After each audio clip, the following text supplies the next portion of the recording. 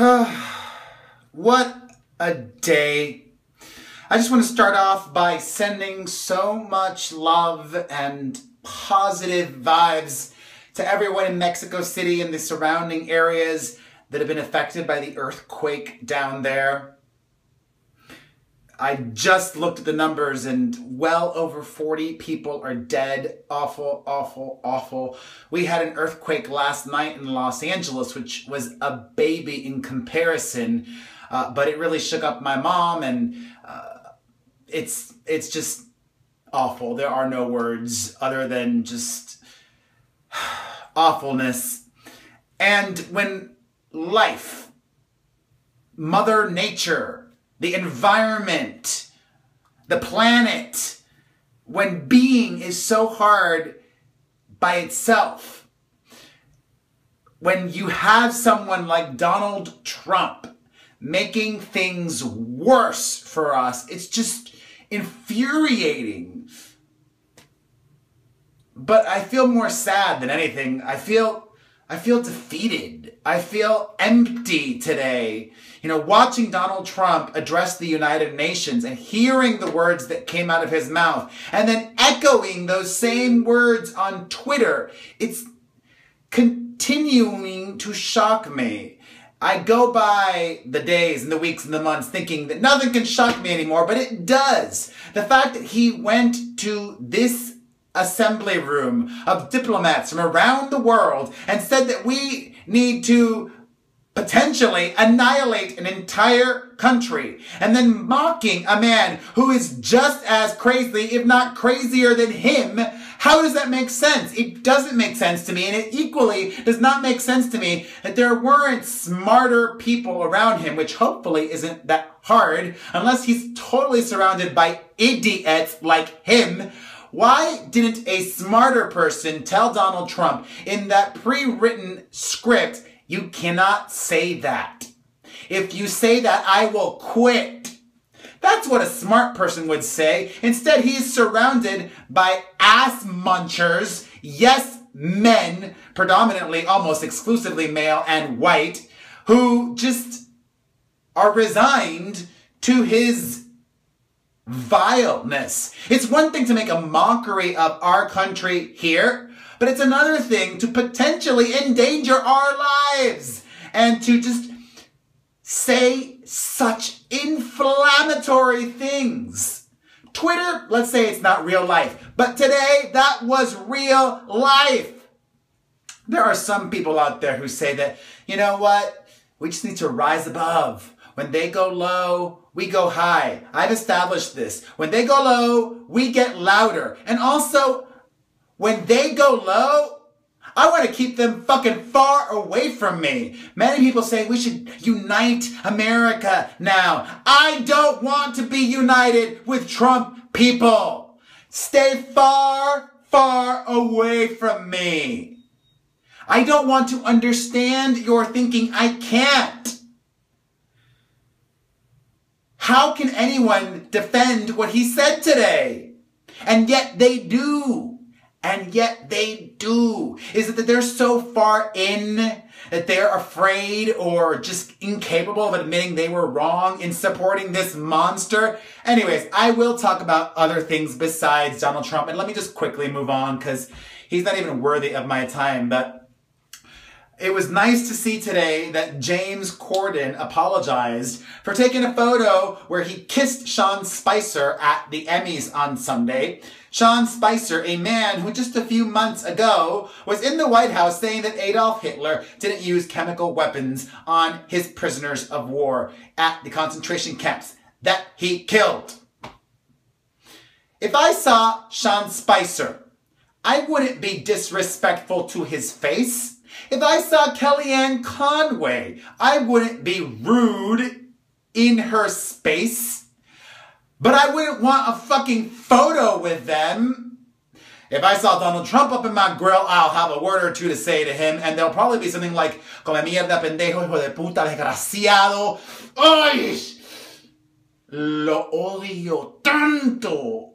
Seriously, I've said this before. I think Donald Trump is a cancer that is spreading within all of us. It's toxic. It's gross. Ugh, I gotta move on. I have to move on. But thank you, James Corden. That was appreciated. In Trump land, Anthony Scaramucci, the Mooch, reveals the real reason he says that Tom Brady didn't attend the White House with his New England Patriots teammates after they won the Super Bowl this year. And he claims that it is because of his ex-girlfriend, Ivanka Trump, and that Giselle is jealous. It's probably a lie. A lot of people have already claimed this isn't true.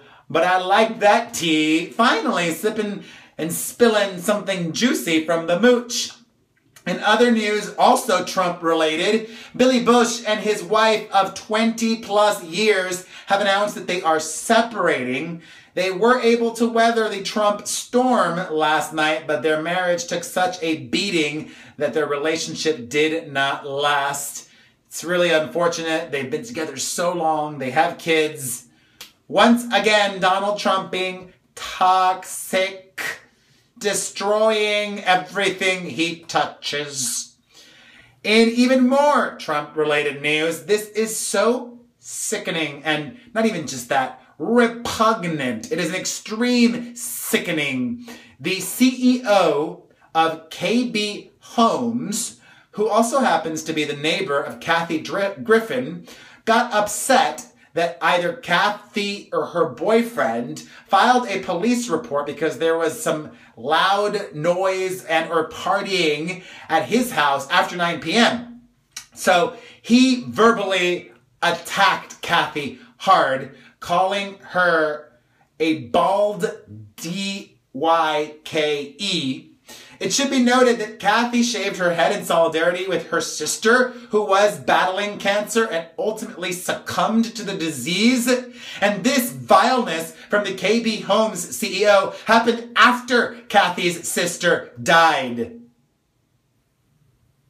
This CEO of a publicly held company needs to resign immediately. Also, more sickening news in this whole Ryan Phillippe drama.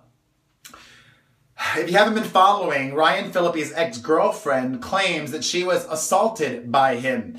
He is denying that. It gets complicated, though, because there weren't any witnesses to this, and it allegedly happened at his house. And he claims that she was trespassing. Her side of the story is that she was going to retrieve her belongings because they had been living together.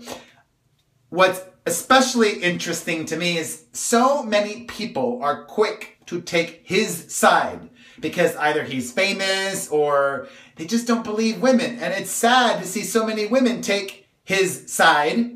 If I was to take anybody's side, which I'm trying to be objective, I'm going to take her side. The facts are the facts. Historically, it has been proven that women don't make things like this up. And that, in fact, more women than not don't speak out. And she also made allegations that Ryan Phillippe has been abusing drugs, naming cocaine, ecstasy, steroids. I'm just saying, I don't know for a fact, but he had a broken bone, had to wear a cast somewhere, either in his leg or his arm earlier this year, Ryan Phillippe, which I thought was a bit strange. And also, he seems like a party boy. He has that reputation. And what's even more alarming is that his former fiancée, we are now learning, filed a harassment report against Ryan Phillippe. This is another woman. Not the ex-girlfriend of this year. His former fiancée went to the LAPD saying that Ryan Phillippe was harassing her. And she just took to Twitter to say where there's smoke, intimating that Ryan Phillippe is guilty of assaulting his ex-girlfriend. What's even wilder on top of all of that is that Reese Witherspoon, as of now, has no plans to alter her custody agreement with Ryan Phillippe over their teenage son. Their daughter, Ava, is 18 years old, so legally an adult. If I were Reese, I would consider at least forcing him to take random drug tests. Just saying. So much unsavoriness today. It's really awful. In other unsavory and just outrageous news, I don't understand this. The judge in the Mel B bitter divorce has said that her divorce case is not going to be sealed and that the courtroom will be open. Why? I don't understand that. What importance is what happens in that very delicate trial to the public? It's not important to the public. So much just wackiness going on today. I don't understand, believe. I'm just like in an imaginary doctor's office and people keep pulling blood out of me. Also, a former alleged victim of R. Kelly's reported sex cult has come forward and spoken in detail about how she was trained at 16 years old to sexually please R. Kelly by another woman. If you want to read more about that, I have the disturbing details on my website. I can't even labor upon that anymore. Also, I was nauseous watching Bill O'Reilly this morning on TV. He's still adamant that all the allegations against him in the past were fabricated and a hit job against him. If you want to watch or read what Bill O'Reilly had to say, you know what to do. Go to perezhilton.com. Now, on to the Kevin Hart unsavoriness. The woman who made the allegations against him has been identified, and she is a stripper based out of Las Vegas, which is shocking to me. Not that Kevin Hart hooked up with a stripper, but that she broke the stripper code of ethics. I thought that strippers and porn stars and hookers just didn't roll like that, but I guess there are some really shady ones too. In other news, Jada Pinkett Smith is setting the record straight. She wants y'all to believe that Leah Remini was talking some major crap and that she, Jada, is not a Scientologist. Yeah, I believe Leah. Also, Ariel Winter wants you guys to know that she really doesn't want you to see her ass cheeks hanging out when she wears short shorts. It's just that, you know, the paparazzi follow her around every day, which is a problem. High class problem. And, you know, she says, screw having to always look appropriate or fashionable, which I totally understand. You know what? It's her body, dress however she wants. However, it's a little bit unrealistic to expect that you won't get photographed, and that people won't pay attention to what you're wearing when you're not at a red carpet. People don't do that to me. They don't give a shit about me. If they give a shit about you, think of it as a blessing and wear what you want, but you always have to be mindful you're going to be photographed. So what you wear will be talked about. That's all. Wear whatever you want.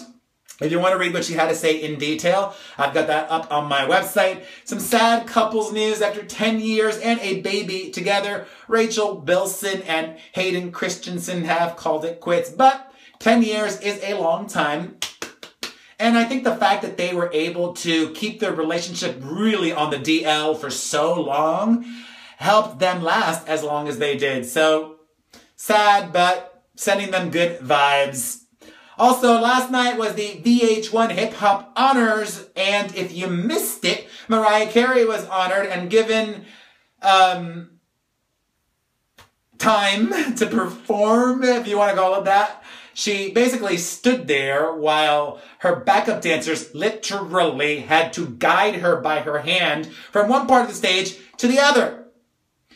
It was such an embarrassing performance, so painful to watch. If your shoes are impeding your ability to put on a good show, change your shoes. Seriously, looking good is more important to Mariah Carey than being good. And to add insult to injury, she was lip-syncing for the majority of Honey. Okay, honey, I know what I'm talking about. She just keeps digging her hole deeper.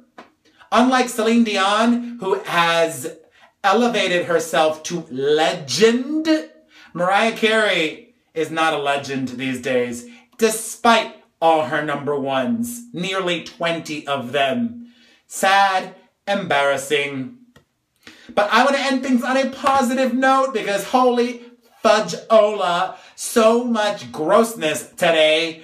Congratulations to Aaron Paul and his wife, the Breaking Bad alum, and his bride, Lauren Paul, have announced that they are expecting their first child together. Mwah! Mazel! And thank you for sticking with me through all the crappiness at the beginning and ending on a brighter note. Rainbow at the end of things, right? I love you. I appreciate you. If you enjoyed this video, hit like, hit share, and if you're not following me yet,